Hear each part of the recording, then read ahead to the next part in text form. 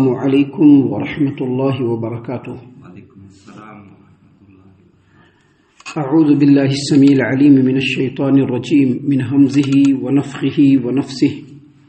بسم اللہ الرحمن الرحیم۔ انک لا تہدی من احببت ولکن اللہ یہدی من یشاء وہو اعلم بالمہتدین۔ اے نبی صلی اللہ علیہ وسلم، بے شک آپ جس کو چاہے ہدایت نہیں دے سکتے، لیکن اللہ جس کو چاہتا ہے ہدایت دیتا ہے، اور وہ خوب جانتا ہے کہ ہدایت کا حقدار کون ہے۔ محترم سامعین کرام، سورۃ القصص سورہ نمبر 28 اور اسی سورت سے آیت نمبر 56 ابھی آپ کے سامنے تلاوت کی گئی۔ آیت کریمہ کا ترجمہ بھی اللہ کی توفیق سے آپ تمام کے سامنے پیش کیا گیا۔ بہت ہی مشہور و معروف آیت کریمہ ہے۔ جو لوگ قرآن کریم سے شغف رکھتے ہیں، جو لوگ دین اسلام سے تھوڑا سا بھی تعلق رکھتے ہیں، ان کو پتہ ہے کہ آیت کریمہ بہت ہی مشہور معروف ہے۔ اس آیت کریمہ میں اللہ تبارک و تعالی نے ہدایت کے تعلق سے گفتگو کی ہے۔ تو اس آیت کریمہ پر گفتگو کرنے سے پہلے ہدایت کے بارے میں سمجھ لیجئے کہ ہدایت کا مطلب ہوتا ہے رہنمائی کرنا، رستہ دکھانا، سیدھے رستے تک پہنچانا۔ ہدایت جو ہے ہماری شریعت میں دو طرح سے ہے۔ ایک ہدایت ایسی ہے جو دلیلوں کی روشنی میں، ایک ہدایت ایسی ہے جو دلیلوں کی روشنی میں، اور دلیل ہوتا ہے اللہ تبارک و تعالیٰ کا کلام، اور دلیل ہوتا ہے نبی کریم صلی اللہ علیہ وسلم کا فرمان، اور دلیل وہ ہوتا ہے جو صحابہ کرام کے فہم سے ثابت ہو۔ تو دلیلوں کی روشنی میں کسی کو سیدھے رستے کی رہنمائی کرنا، اس کو بھی ہدایت کہتے ہیں، اور یہ انبیاء، اولیاء، علماء کرام، محدثین، دعات، یہ سب کرتے آئے ہیں اور کرتے رہیں گے۔ ایک ہدایت یہ ہے۔ اور ہدایت کی جو دوسری قسم ہے وہ یہ کہ ایک کافر، ایک مشرک ہے، ایک بدعتی اور ایک خرافاتی ہے، جس کے دل میں ہدایت پیدا ہوئی، روشنی جگمگائی، اور وہ اپنے شرک و کفر اور بدعات و خرافات کی راہ کو چھوڑ کر اللہ تبارک و تعالیٰ کے صراط مستقیم پر چل پڑا۔ یہ ایک ہدایت ہے جو اللہ تبارک و تعالیٰ کے علاوہ کسی کے قبضہ اختیار میں نہیں ہے۔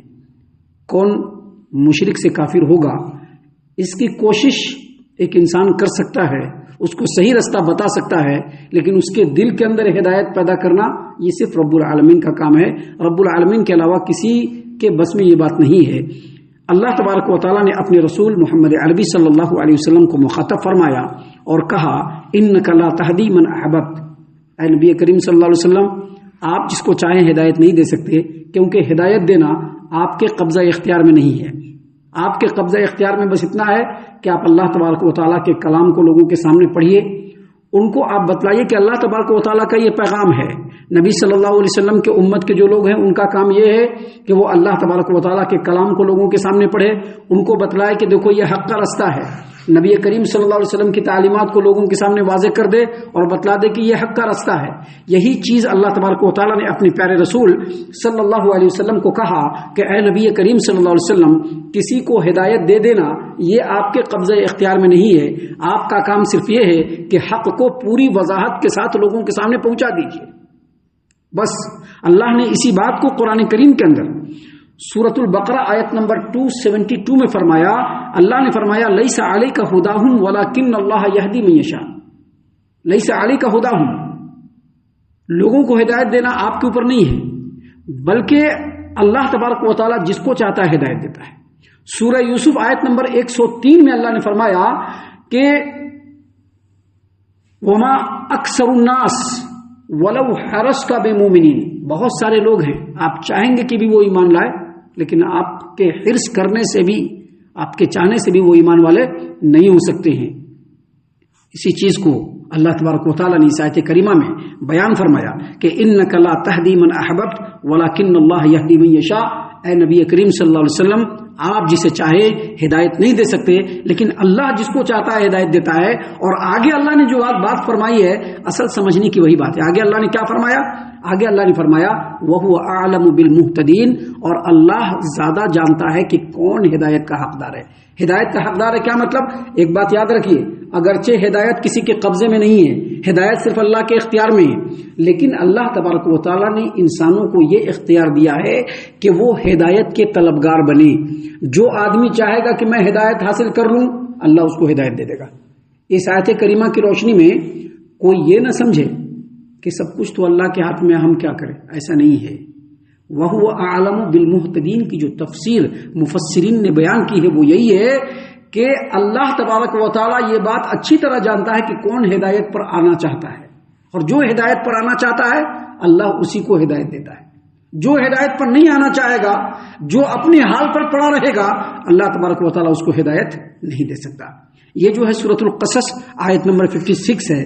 اس آیت کریمہ کے بارے میں صحیح البخاری اور صحیح مسلم کی روایت میں ہے کہ یہ آیت کریمہ ابو طالب کے بارے میں نازل ہوئی۔ ابو طالب، آپ جانتے ہیں ابو طالب نبی کریم صلی اللہ علیہ وسلم کے چچا ابو طالب، یہ آپ صلی اللہ علیہ وسلم کا ہمیشہ سپورٹ کیا کرتے تھے، ہمیشہ آپ کے ساتھ کھڑے رہتے تھے، ہمیشہ آپ کے حق میں رہتے تھے، ہمیشہ آپ کے ساتھ کھڑ کر کے رہتے تھے، آپ سے شدید ترین محبت کرتے تھے، بہت زیادہ محبت کرتے تھے۔ لیکن یہ محبت ہوئی تھی وہ طبعی، شرعی محبت نہیں۔ دیکھیں محبت دو طرح سے ہوتی ہے، ایک محبت طبعی ہوتی ہے جو اپنے رشتہ داروں سے ہوتا ہے، باپ سے، بھائی سے، بہن سے، بیوی سے، بچوں سے، چچا سے، تو یہ ایک طبعی محبت ہوتی ہے۔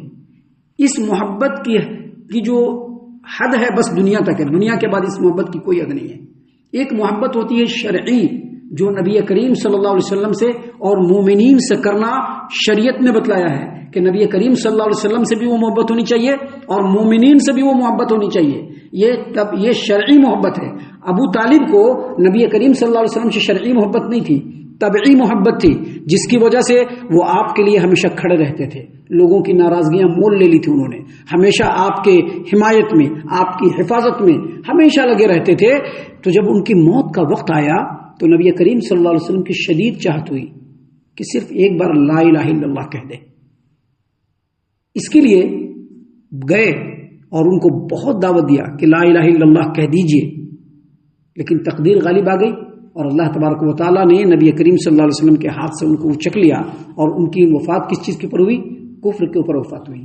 اس سلسلے میں ایک حدیث ہے جس کو امام بخاری رحمۃ اللہ علیہ نے صحیح البخاری کتاب التفسیر باب قولہ تعالی انک لا تہدی من احبب، حدیث نمبر 4772، اور صحیح مسلم کتاب الایمان حدیث نمبر 24، امام زہری رحمۃ اللہ علیہ روایت کرتے ہیں کہ مجھ سے امام سعید بن مسیب نے، اور انہوں نے اپنے والد مسیب بن حزن سے روایت کیا کہ جب ابو طالب کی وفات کا وقت آیا تو نبی کریم صلی اللہ علیہ وسلم ان کے پاس گئے۔ جب ابو طالب کی وفات کا وقت آیا تو نبی کریم صلی اللہ علیہ وسلم ان کے پاس گئے۔ جب گئے نبی کریم صلی اللہ علیہ وسلم تو آپ کے دل میں یہی ارادہ تھا، یہی چاہت تھی کہ چچا کے پاس جائیں گے، ان کے پاس بیٹھ کر کے سکون سے کہیں گے کہ چچا صرف آپ لا الہ الا اللہ کہہ دیجئے، میں اسی کو اللہ کے سامنے حجت بنا دوں گا۔ لیکن جب گئے تو دیکھا وہاں پر ابو جہل بن ہشام بھی بیٹھا ہوا ہے اور عبداللہ بن ابو امیہ بن مغیرہ بھی بیٹھا ہوا ہے، یہ دونوں بیٹھے ہوئے ہیں۔ نبی کریم صلی اللہ علیہ وسلم پہنچے اور فرمایا یا عمی، اے چچا جان، قل لا الہ الا اللہ کلمۃ احاج لک عند اللہ، اے ہمارے چچا آپ صرف لا الہ الا اللہ کہہ دیجئے، یہ ایک کلمہ ہے جس کو میں اللہ کے سامنے حجت بنا دوں گا، دلیل بنا دوں گا کہ میرا چچا لا الہ الا اللہ کہا تھا، ان کو بخشیے۔ نبی کریم صلی اللہ علیہ وسلم نے ڈال دیا۔ یاد رکھیے یہ صرف نبی صلی اللہ علیہ وسلم کے ساتھ خاص ہے، ہر کوئی اس کا حقدار نہیں ہے، یہ صرف نبی کے ساتھ خاص ہے۔ اور نبی کے امتی کے لیے یہ ہے کہ جس طرح سے نبی صلی اللہ علیہ وسلم نے جا کر کے دعوت دیا، آپ بھی دعوت دے سکتے ہیں، بس کسی کو ہدایت نہیں دے سکتے ہیں، اور یہ بھی نہیں کہہ سکتے ہیں کہ اس کلمے کو میں اللہ کے حجت بنا لوں گا۔ یہ صرف نبی کی کا خاص ہے کہ نبی نے کہا کہ یا عمی قل لا الہ الا اللہ کلمۃ احاج لک بہا عند اللہ، اے ہمارے چچا، اے میرے چچا آپ صرف لا الہ الا اللہ کہہ دیجئے کلمہ، میں اس کو اللہ کے سامنے آپ کے لیے حجت بنا دوں گا اور آپ کو بخشوا دوں گا۔ لیکن نبی کریم صلی اللہ علیہ وسلم نے جب یہ بات کہی تو ادھر ابو جہل اور عبداللہ بن ابو امیہ یہ دونوں جھگڑنے لگے اور کہنے کہ نہیں ابو طالب کیا بات کرتے ہو، تم نے پوری زندگی اپنے باپ عبد المطلب کے دین پر گزارا اور آج تم یہاں سے بے دین ہو جاؤ گے، نہیں تم کو ایسے نہیں قبول کرنا ہے، تم کو جس دین پر اسی دین پر رہنا ہے۔ دونوں اپنی اپنی بات کہتے رہے یہاں تک کہ جب ابو طالب کی موت کا وقت آ گیا اور سانس بالکل ٹوٹنے لگی تو اس نے کہا کہ میں عبد المطلب کے دین پر وفات پاتا ہوں۔ جب یہ بات کہہ دیا اور مر گئے تو نبی کریم صلی اللہ علیہ وسلم نے فرمایا کہ میں اللہ کی قسم اے چچا میں برابر آپ کے لیے مغفرت کی دعا کرتا رہوں گا یہاں تک کہ مجھ کو منع نہ کر دیا جائے۔ تو اللہ تبارک و تعالیٰ نے قرآن کریم سورۃ التوبہ آیت نمبر 113 نازل فرمائی، ما کان للنبی والذین آمنوا ان یستغفروا للمشرکین ولو کانوا اولی قربی من بعد ما تبین لہم۔ نبی کے شایع نشان بھی نہیں ہے اور مومنین کے شایع نشان بھی نہیں ہے کہ جب ان کو یہ معلوم ہو گیا ہے کہ مشرک جہنمی ہے تو ان کے لیے وہ مغفرت کی دعا کرے، ان کے شایع نشان نہیں ہے۔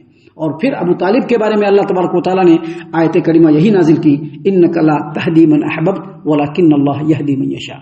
اے نبی کریم صلی اللہ علیہ وسلم آپ اگر چاہیں گے تو کسی کو ہدایت نہیں دے پائیں گے، لیکن اللہ جس کو چاہے گا ہدایت دے گا۔ سامعین کرام، یہ تو بات ہوئی ابو طالب کے تعلق سے جو اس دنیا میں ہوئی، لیکن ابو طالب کے بارے میں یہ بات معلوم ہے کہ اس نے نبی کریم صلی اللہ علیہ وسلم کی ایسی حمایت کی کہ ویسی حمایت کی مثال ملنا مشکل ہے۔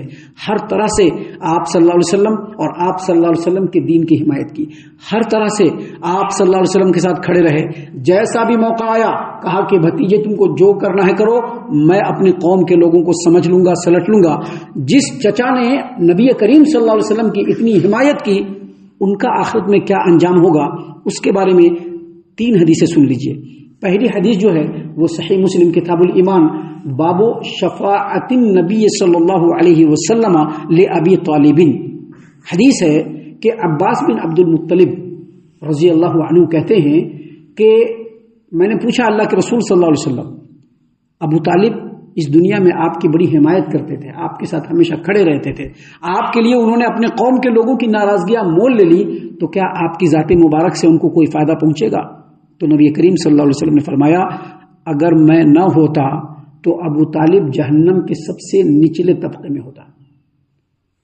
اس حدیث کی تفصیل دوسری حدیث میں ہے کہ سیدنا ابو سعید خدری رضی اللہ عنہ روایت کرتے ہیں اسی باب کے اندر صحیح مسلم میں کہ سیدنا ابو سعید خدری رضی اللہ عنہ روایت کرتے ہیں کہ نبی کریم صلی اللہ علیہ وسلم کے سامنے ابو طالب کا ذکر ہوا تو آپ صلی اللہ علیہ وسلم نے فرمایا کہ ابو طالب کو جہنم میں بالکل اتنا ہلکا عذاب ہوگا کہ آگ جو ہوگی وہ اس کے گھٹنوں تک ہوگی اور اس کی وجہ سے اس کا بھیجا جو ہے وہ پک رہا ہوگا۔ اور ایک تیسری حدیث ہے جس کو سیدنا عبداللہ ابن عباس رضی اللہ عنہما روایت کرتے ہیں، وہ کہتے ہیں کہ نبی کریم صلی اللہ علیہ وسلم نے فرمایا کہ جہنم میں ابو طالب کو آگ کی 2 جوتیاں پہنائی جائے گی جس سے ان کا بھیجا ان کی کھوپڑی کے اندر کھول رہا ہوگا۔ یہاں پر سمجھنے کی بات یہ ہے کہ نبی کریم صلی اللہ علیہ وسلم کی سفارش یہ ان کے چچا کے لیے خاص تھی، جس کی وجہ سے ان کے چچا کا یہ حال ہوگا جس کو اللہ کے رسول صلی اللہ علیہ وسلم نے دنیا کی زندگی میں ہی بتلا دیا۔ یہ پہلی بات سمجھنے کی ہے۔